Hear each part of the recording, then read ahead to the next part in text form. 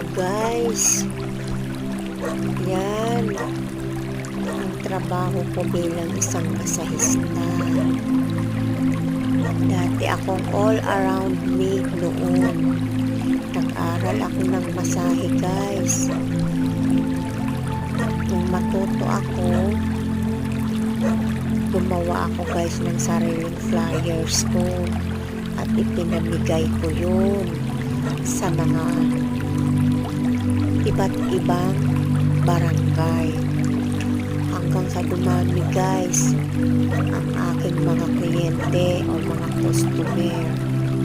Kwento ko sa inyo guys ang buhay masahista, all around katulong noon, negosyante na ngayon, masahista pa rin. Sa susunod kwento ko guys.